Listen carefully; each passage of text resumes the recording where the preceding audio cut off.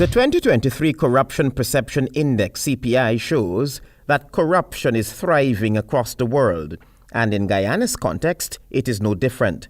The Corruption Perception Index ranks 180 countries and territories around the globe by their perceived level of public sector corruption, scoring on a scale of 0, highly corrupt, to 100, very clean.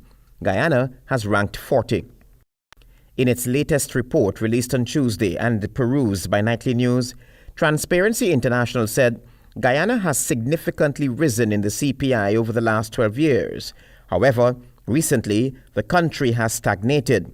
The oil-rich nation must still place stronger emphasis on building a well-functioning democratic system and implement greater levels of transparency and oversight, especially in the extractive industry.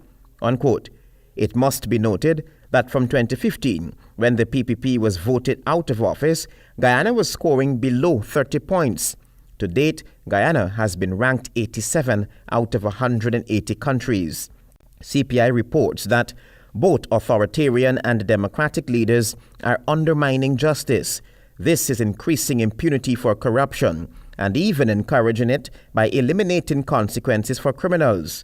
Corrupt acts like bribery and abuse of power are also infiltrating many courts and other justice institutions across the globe. Where corruption is the norm, vulnerable people have restricted access to justice, while the rich and powerful capture whole justice systems at the expense of the common good. Unquote.